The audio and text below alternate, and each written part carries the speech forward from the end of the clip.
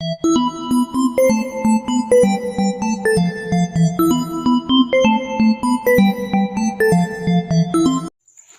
दोस्तों, welcome back to my channel. मैं जोया और आज मैं लेके आई हूँ क्लास 12th का चैप्टर नंबर 5 का पार्ट 2।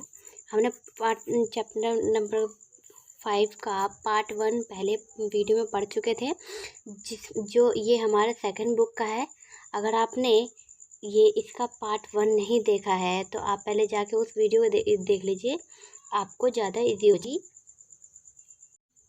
चलिए बिना टाइम जाए किए बिना हम चैप्टर को पढ़ना शुरू कर देते। देखिए, तो हमने फर्स्ट चैप्टर में क्या पढ़ा था? हमने नेहरू जी के बारे में पढ़ा था, ठीक है। नेहरू जी की भूमिका पढ़ी थी। उसके बाद हमने क्या पढ़ा था? शास्त्री जी के बारे में पढ़ा था, ठीक है। तो शास्त्री जी के बारे में हमने सारी जानकारी उस वीडियो में जान ली थी। अब हम जिनके बारे में जानने वाले हैं वो इंदिरा गांधी जी हैं। इंदिरा गांधी जी के बारे में जानेंगे। वो कौन थी? वो थी नेहरू जी की बेटी, ठीक है। तो नेहरू जी, जब शास्त्री जी की मृत्यु हो गई, उसके बाद कांग्रेस का पद किसने संभाला था?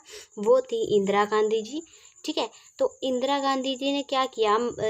शास्त्री के मंत्रालय को उन्होंने सूचना मंत्रालय प्रधान में संभाल लिया, ठीक है। जब उन्होंने संभाल लिया इस मंत्रालय को, तो लोगों ने उनको चुनाव देने का मन बना लिया था। किनको? इंदिरा गांधी जी को। तो उस वक्त जो मुख्यमंत्री के पद पर जो थे वो थे मोरारजी देसाई, ठीक है। तो मोरारजी देसाई को हरा कर इंदिरा गांधी ने क्या किया? उस पद पर व्याप्त हो गई। इतना समझ में आ गया? तो इसके बाद उन्होंने उसके बाद प्रधानमंत्री के बाद उन्होंने मुख्यमंत्री के बाद प्रधानमंत्री का भी पद संभाला। आई होप आपको समझ में आ रहा होगा कि मैं अभी तक क्या बता रही हूँ, क्योंकि इसमें बहुत ज़्यादा इजी है ये चैप्टर। तो उसके बाद जब इंदिरा गांधी जी आ गई उनके चुनाव में आने के बाद क्या हुआ, अब हम इसमें ही जानेंगे, ठीक है। इतना समझ में आ गया? आगे देखते हैं। नेक्स्ट ये था कि जो चौथा चुनाव हुआ, अब की बार जब चौथा चुनाव हुआ तो उसमें कौन 1967 में कौन जीती? इंदिरा गांधी जीती, ठीक है। इंदिरा गांधी जी जीती। तो उस वक्त मतलब कि जो सबसे सर्वोपरि नाम था वो था इंदिरा गांधी जी का, ठीक है। तो कहते हैं ना कि जब कोई इंसान कामयाबी पे चढ़ता है तो उसको गिराने के लिए बहुत सी चीज़ें, यानी कि बहुत ही लोग जलने वाले मिल जाते हैं। इसी तरह से क्या हुआ कि इंदिरा गांधी जी को भी कांग्रेस पार्टी से निकालने के लिए बहुत से लोगों ने उनका साथ छोड़ दिया और उनके संघर्ष करने लगे और उनको हटाने को ठान लिए, ठीक है। तो वो जो लोग थे वो थे विपक्षी पार्टी, ठीक है। विपक्षी पार्टी थे जो तरह तरह के नुस्खे अब आजमा रहे थे। तो आगे देखते हैं कि क्या हुआ था क्या नहीं हुआ था, ठीक। इसके बाद आता है गैर कांग्रेसवाद। गैर कांग्रेसवाद वही जो विपक्षी पार्टी थे, जो विपक्षी दल थे, ठीक है। जो चाहते थे कि इंदिरा गांधी अब अपने पद पे ना रहे। तो उन्होंने मतलब बहुत सारे काम भी किए, यानी मतलब कि बहुत ही तरह तरह से नुस्खे आजमाए कि ताकि इंदिरा गांधी जी अपने पद से व्याप्त हो जाए। तो देखिए विपक्षी दल जन विरोधी के अगुवाई कर रहे थे और सरकार पर दबाव डाल रहे थे कि कांग्रेस की विरोधी पार्टियों ने महसूस किया कि इनको वोट बच जाने के कारण ही कांग्रेस सत्ताहीन है। जो दल अपने कार्यक्रमों अथवा विचारधाराओं के धरातल पर एक दूसरे से एकदम अलग थे, वह सभी दल एकजुट हो गए और उन्होंने कुछ राज्यों में एक कांग्रेस विरोधी मोर्चा बनाया। यानी उन्होंने क्या किया, एक जो भी दल जो कांग्रेस के नहीं थे उन्होंने क्या किया, वो एकजुट हो गए इंदिरा गांधी के खिलाफ और उसके कांग्रेस पार्टी के खिलाफ, ठीक है। उन्होंने एक मोर्चा खोला, ठीक है। आगे देखिए, राज्य सीटों के मामलों में चुनाव तालमेल किया। इन दलों को लगा कि इंदिरा गांधी की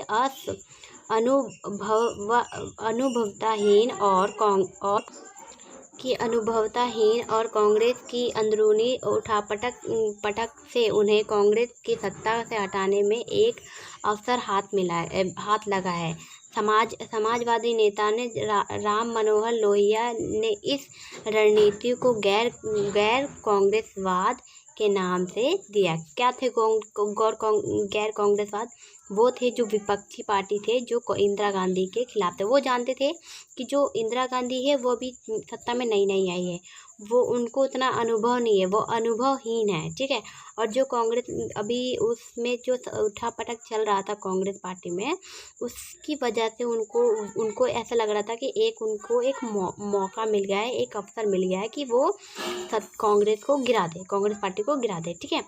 उन्होंने गैर कांग्रेसवाद के पक्ष में सैद्धांतिक तर में हुए कहा कि कांग्रेस का शासन अलोकतांत्रिक और गरीब लोगों के हितों के खिलाफ है, ठीक है। इतना समझ में आ गया। आगे देखिए, इसलिए गैर कांग्रेसी दलों का एक साथ आना जरूरी था ताकि गरीबों को हद तक लोकतंत्र का वापस लाया जाए। उनका वो मतलब कि लोगों के अंदर ये डाल रहे थे कि जो कांग्रेस है वो गरीबों के लिए काम नहीं कर रही है, ठीक है। तो ये जो गैर कांग्रेसवाद है वो एकजुट होकर गरीबों की मदद करेगी, उनको अलग कर देगी। इतना समझ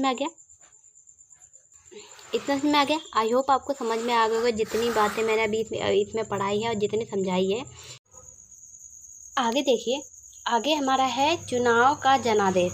अब देखिए, उस वक्त जब चुनाव हुआ, हमारा चौथा चुनाव 1967 में, तो वो जो माहौल था वो माहौल बहुत ही ध्रुवीकरण था, ठीक है। वहाँ उस टाइम असंतोष जन आंदोलन भी थे, ठीक है।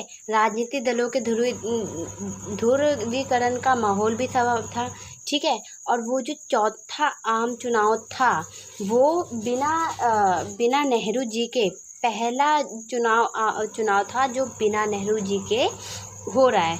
तो उस चुनाव को लोगों ने क्या बताया? उस चुनाव को लोगों ने कहा कि वह राजनीति भूकंप है, ठीक है। जो चुनाव उस वक्त हो रहा था, वो चुनाव जो था उसका परिणाम क्या होगा, लोगों को ये समस्या सताने लगी थी, ठीक है।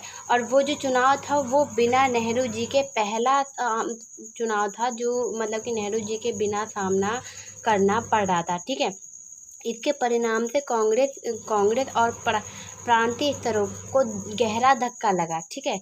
तो क्या हुआ, इन लोगों ने इसको क्या नाम दिया? राजनीतिक भूकंप की संज्ञा दी, ठीक है। याद रखिएगा, 1 नंबर के क्वेश्चन में आता है कि राजनीतिक भूकंप की संज्ञा किसे दी जाती थी और किसे कहा गया। और जैसे तैसे क्या हुआ कि वो चुनाव हो गया, लेकिन उसका प्राप्त मतों में प्रतिनिधित्व सीटें की संख्या में गिरावट आ गई थी। जो उस वक्त चुनाव हुआ, ठीक है, जो राजनीतिक भूकंप का जो चुनाव था वो चुनाव तो हुआ, लेकिन जैसे तैसे हो गए। लेकिन कहते हैं ना कि जो कांग्रेस थी उस वक्त बहुत अच्छी ऊंचाइयों पे थी, लेकिन वो बहुत ही जल्दी और बहुत ही उसके मतों में गिरावट आ चुकी थी। इतना समझ में आ गया आपको? आई होप आपको समझ में आ गया होगा। आगे देखिए, आगे है इंदिरा गांधी के मंत्रिमंडल के आधे मंत्री चुनाव में हार चुके थे, ठीक है। तमिलनाडु कामराज, महाराष्ट्र और पाटिल, पश्चिम बंगाल, तुल्य घोष बिहार, ये सब चीज़ों में क्या हुआ, उनको दग्गियों का मुंह भी खानी पड़ी, यानी कि उनको हार का भी सामना करना पड़ा। इतना कभी पूरे मतलब कि जितने भी चुनाव पहला हुआ, दूसरा हुआ, तीसरा हुआ, इनमें से भी कोई भी ऐसा चुनाव नहीं था जिनको इतना गिरावट आया, लेकिन यही पहला चुनाव था जिसमें इतनी बड़ी गिरावट आ चुकी थी। और जो राजनीतिक थे उसमें कांग्रेस को बहुत बड़ा धक्का लगा था, इसलिए इसको क्या कहता था? राजनीतिक भूकंप के नाम से जाना जाता था, ठीक है। तो आशा करती हूँ कि आपको मैंने अभी तक जो भी पढ़ाया है इसमें अभी तक जितने भी टॉपिक समझाई है मैंने, पहला दूसरा मतलब कि जो गैर कांग्रेसवाद थे, उसके बाद चुनाव वाला सुनाया, इसके बाद हमारा गठबंधन आता है। गठबंधन देखिए कुछ ज़्यादा नहीं है, गठबंधन में ये बताया गया है कि अब जब चुनाव हुआ था उसके बाद क्या हुआ, गठबंधन की सरकार बनने लगी। गठबंधन की सरकार क्या होती है आपको मैं बताती हूँ। देखिए गठबंधन की सरकार कैसे होती है, जैसे कि मान लीजिए एक पार्टी है, दूसरी पार्टी है, तीसरी पार्टी है, ठीक है। तीसरी पार्टी है, इसको 10 वोट मिले, इसको भी 10 वोट मिले और इसको भी 10 वोट मिले, और सीटें कितनी हैं, मान लीजिए 30 सीटें हैं और 30 सीटें हैं, 30 वोट चाहिए, ठीक है। तो अब क्या हुआ कि इनको 10-10 मिली है, तो 30 सीटें तो किसी को भी नहीं मिली ना, 30 वोट किसी को नहीं मिला। तो उसमें क्या होगा, ये क्या करेंगे, ये तीनों मिलकर एक गठबंधन बनाएंगे। यानी इसने कहा कि ये तू भाई मेरे साथ मिल जाए, इसने कहा तू मेरे साथ मिल जा। अब ये तीनों मिल जाएंगे तो 30 सीटें हो जाएंगी। 30 सीटें होने के बाद क्या करेंगे, ये इनकी सरकार बन जाएगी।